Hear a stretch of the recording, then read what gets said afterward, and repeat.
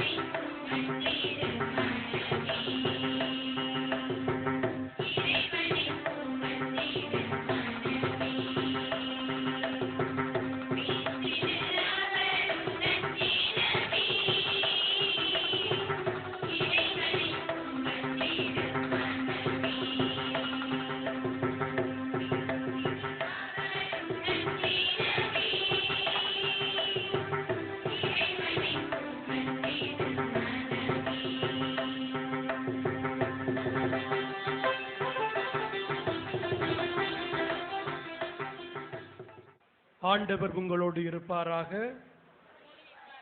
புனித யோவான் எழுதிய நற்செய்தியிலிருந்து வாசகம். அதிகாரம் 2, இறை வசனங்கள் 1 முதல் 11 முடிய. 3ஆம் நாள் கலிலேயாவில் உள்ள கானாவில் திருமணம் ஒன்று நடைபெற்றது. இயேசுவின் தாயும் அங்கு இருந்தார். இயேசுவும் அவருடைய சீடரும் அத்திருமணத்திற்கு அழைப்பு பெற்றிருந்தனர். திருமண விழாவில் திராட்சை ரசம் தீர்ந்து போகவே இயேசுவின் தாய் அவரை நோக்கி, திராட்சை ரசம் தீர்ந்து விட்டது என்றார். இயேசு அவரிடம், அம்மா, அதை பற்றி நாம் என்ன செய்ய முடியும்? எனது நேரம் இன்னும் வரவில்லையே என்றார். இயேசுவின் தாய் பணியாளரிடம், அவர் உங்களுக்கு சொல்வதெல்லாம் செய்யுங்கள் என்றார். யூதரின் தூய்மை சடங்குகளுக்கு தேவையான 6 கல் தொட்டிகள் அங்கே இருந்தன. அவை ஒவ்வொன்றும் 2-3 குடம் தண்ணீர் கொள்ளும். இயேசு அவர்களிடம், இத்தொட்டிகளில் தண்ணீர் நிரப்புங்கள் என்று கூறினார். அவர்கள் அவற்றை விளிம்பு வரை நிரப்பினார்கள். பின்பு அவர், இப்போது மொண்டு பந்தி மேற்பார்வையாளரிடம் கொண்டு போங்கள் என்று அவரிடம் கூறினார். அவர்களும் அவ்வாறே செய்தார்கள். பந்தி மேற்பார்வையாளர் திராட்சை ரசமாய் மாறி இருந்த தண்ணீரை சுவைத்தார். அந்த ரசம் எங்கிருந்து வந்தது என்று அவருக்கு தெரியவில்லை. தண்ணீர் மொண்டு வந்த பணியாளருக்கே தெரிந்திருந்தது.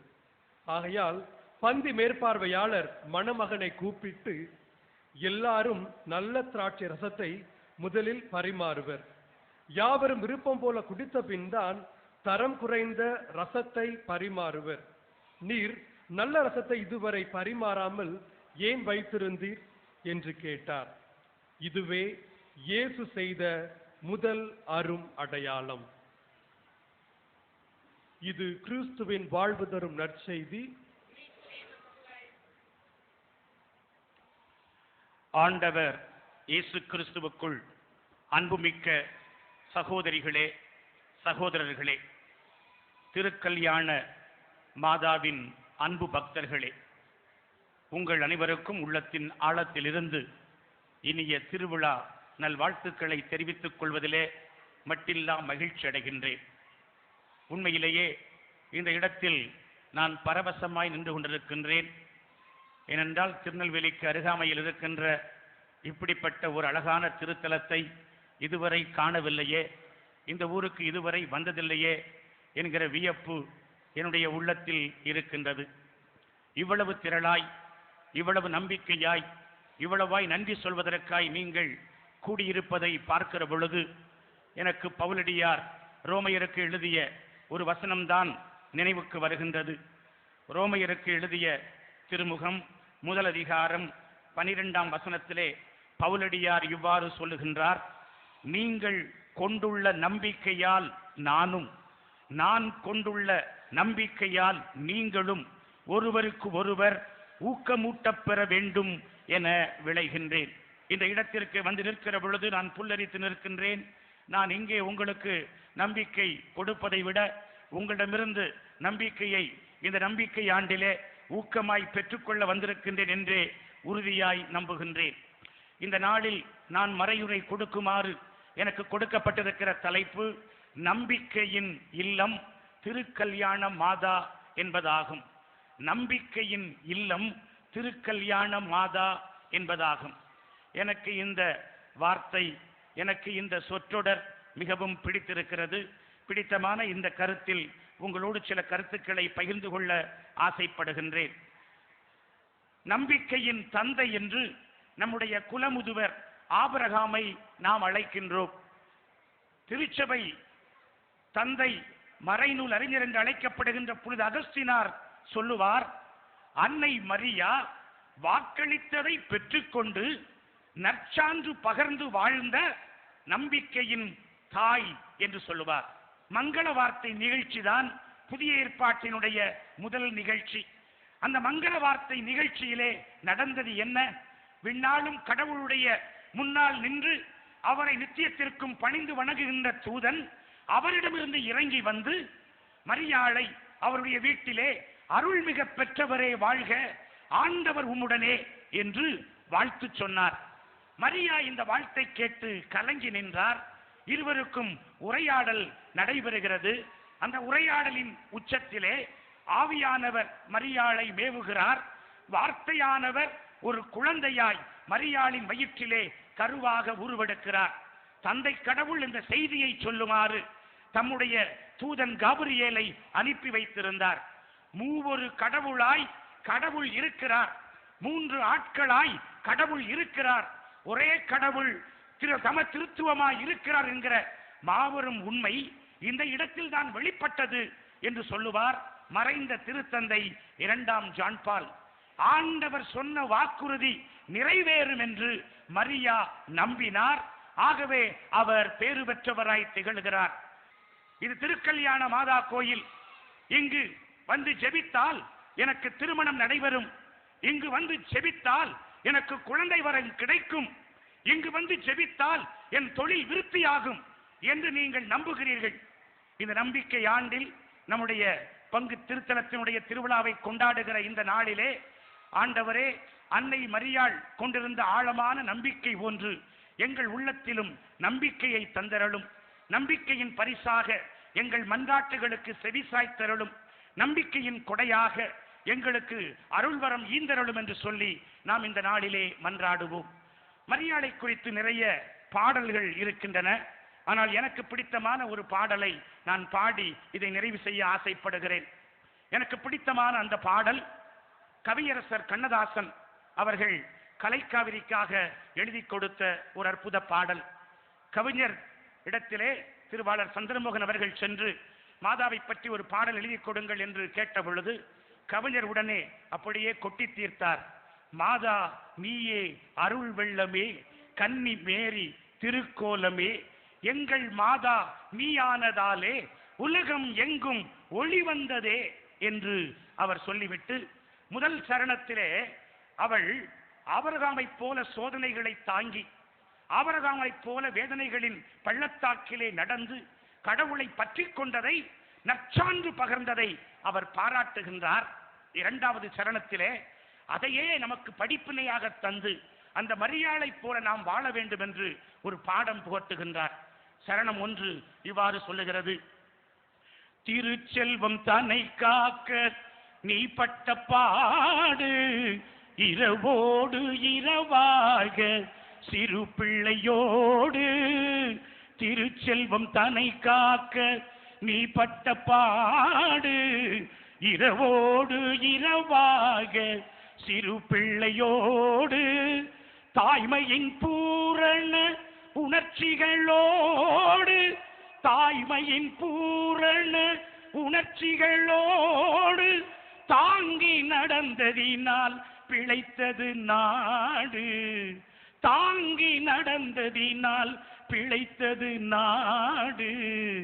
மாதா நீயே அருள் வெள்ளமே, கன்னி மேரி திருக்கோலமே எங்கள் மாதா நீயானதால் உலகம் எங்கும் ஒளி வந்ததே. மாதா நீயே அருள் வெள்ளமே. ஒவ்வொரு வீட்டினிலும் உன் போல தாயும், ஒவ்வொரு தாயிடத்தும் இயேசு போல சேயும். ஒவ்வொரு வீட்டினிலும் உன் போல தாயும், ஒவ்வொரு தாயிடத்தும் இயேசு போல சேயும். வந்து பிறந்து விட்டால் துன்பங்கள் ஏது, வந்து பிறந்து விட்டால் துன்பங்கள் ஏது. மாதா நீ சொல்லு மகனிடம் தூது, மாதா நீ சொல்லு மகனிடம் தூது. மாதா நீயே அருள் வெள்ளமே. கன்னி மேரி திருக்கோலமே எங்கள் மாதா நீயானதால் உலகம் எங்கும் ஒளி வந்ததே. மாதா நீயே அருள் வெள்ளமே. என்ன அற்புதமான வார்த்தைகள் பாருங்கள். எவ்வளவோ துன்பங்களை அவள் சகித்துக் கொண்டாள். நம்பிக்கையில் உறுதியாயிருந்தாள். நம்பிக்கையின் தாயாக, நம்பிக்கையின் நட்சத்திரமாக, புதிய ஏற்பாட்டின் பூபாளமாக நமக்கெல்லாம் அவள் துலங்குகின்றாள். ஆகவே மரியாளிடமிருந்து நம்பிக்கை என்கிற பாடத்தை நாம் கற்றுக்கொள்ளுதல் வேண்டும். நம்பிக்கையினால் அன்றி நாம் கடவுளுக்கு உகந்தவராய் இருக்க முடியாது. வீரமாமுனிவர் திருக்காவலூர் கலம்பகம் என்கிற புத்தகத்தில் இவ்வாறு சொல்லுவார்: வைத்த முடி அத்தனையும், வைத்தவதம் அத்தனையும், வைத்த பொருள் அத்தனையும், வைத்த விதம் அத்தனையும், வைத்தகரம் அத்தனையும், வைத்திருக்க மொய்த்திருக்கும் வானிருக்க மண்ணிருக்க உதவினின் தாளிருக்க யானிருக்க அங்கு இடம் ஒன்றில்லையே. அம்மா மரியே, உன்னுடைய கோயிலில் எவ்வளவு கூட்டம்! அம்மா மரியே, ஒவ்வொருவரும் எவ்வளவு விண்ணப்பங்கள், நேர்ச்சைகள், பொருத்தனைகள், நன்றிகள், காணிக்கைகள்! ஐயோ, இவ்வளவு பேர் இருக்கிறார்களே, இவ்வளவு தலைகள் இருக்கிறதே, இவ்வளவு பெருங்கூட்டம் அலையலையாய் கூடியிருக்கிறதே. இந்த கூட்டத்திலே எனக்கு இடம் கிடைக்குமா? என்னுடைய மன்றாட்டையும் நீ கேட்பாயா? என்னுடைய பொருத்தனைக்கும் நீ உன் மகனிடத்திலே பரிந்து பேசுவாயா? என் நன்றியையும் ஏற்றுக்கொள்வாயா என்று புலம்பிவிட்டு அவர் சொல்லுவார்: உன் இதயம் பரந்த இதயம், உன் இதயம் இயேசுவுக்கே உடல் கொடுத்த இதயம். ஆகவே அந்த இதயத்திலே உன்னுடைய பிள்ளையாகிய எனக்கு இடம் உண்டு என்கிற நம்பிக்கை எனக்கு இருக்கிறது. இப்படிப்பட்ட அன்பு தாயை எங்களுக்கு தந்த தலைவா, இறைவா, மூவரு முதல்வா, நீர் வாழ்க. இப்படிப்பட்ட தாயின் பரிந்துரையும் எடுத்துக்காட்டும் நம்பிக்கையும் அன்பும் வாழ்க வாழ்க, நீடூழி வாழ்க. ஆமென். எல்லாம் வல்ல இறைவா, உமது திருப்பெயரை மாட்சிமைப்படுத்த உம்மால் தேர்ந்து கொள்ளப்பட்ட குருகுலங்களாகிய எங்கள் திருத்தந்தை, ஆயர்கள், குருக்கள், எங்கள் பங்கு தந்தை, அருள் சகோதரர்கள் மற்றும் அருள் சகோதரிகளை ஆசீர்வதித்து அவர்கள் மீது உமது ஆவியின் ஆற்றலை நிறைவாக பொழிந்து நல்ல உடல் உள்ள நலன்களை அருளி அவர்களிடம் ஒப்படைக்கப்பட்ட இறை மக்களாகி எங்களை நல்வழி நடத்த தேவையான வரங்களை பொழிந்திட வேண்டும் என்று உம்மை மன்றாடுகிறோம்.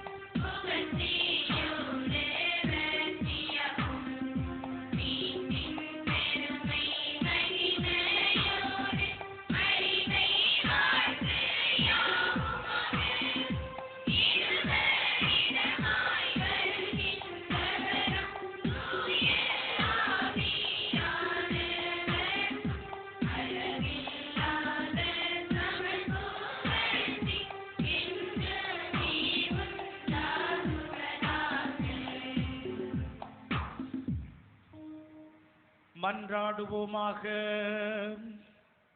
இறைவா, இந்த வியப்புக்குரிய திருவருட்சாதனத்திலே உம்முடைய திருப்பாடுகளின் நினைவை எங்களுக்கு விட்டு சென்றீர். உமது திருவுடல் திருரத்தமாகியவற்றின் மறைபொருளை வணங்கும் நாங்கள் உம் மீட்பின் பலனை இடைவிடாமல் அனுபவிக்க அருள் புரியும். தந்தையோடும் தூயாவியாரோடும் என்றென்றும் வாழ்ந்து ஆட்சி செய்கின்றவர் நீரே.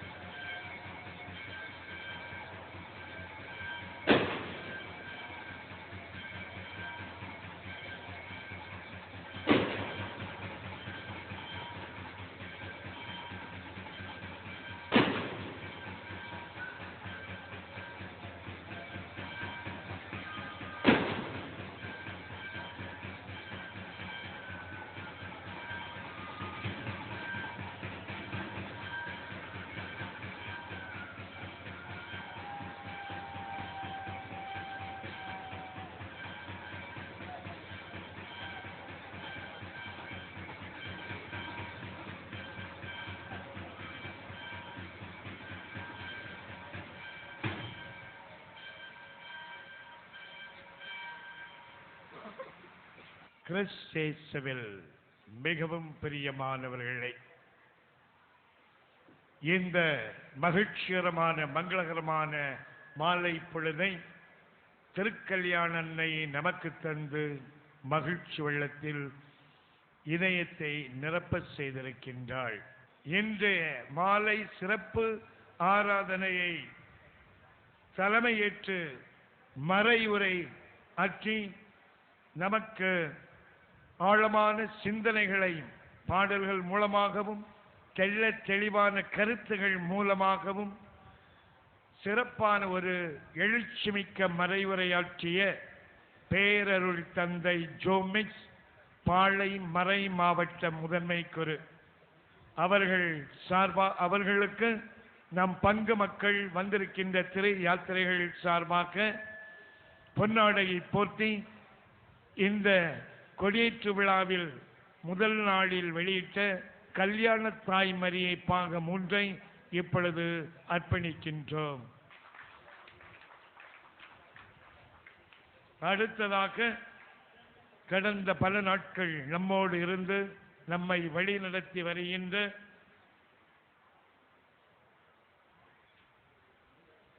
முன்னாள் மறைமாவட்ட பெரிய குரு முன்சிஞ்சர் மரியதாஸ், முன்னாள் நமது பாசமிகு பங்கு தந்தை பீட்டராஜா, இந்த நாளை சிறப்பிக்க வந்த அருள் தந்தையர்கள் ஜெகதீஷ் நொச்சிக்குளம் பங்கு தந்தை, நமது முன்னாள் பாசமிகு பங்கு தந்தை இருதய ராஜா நாட்டார்குளம், மண்ணின் மைந்தர் டென்சில் ராஜா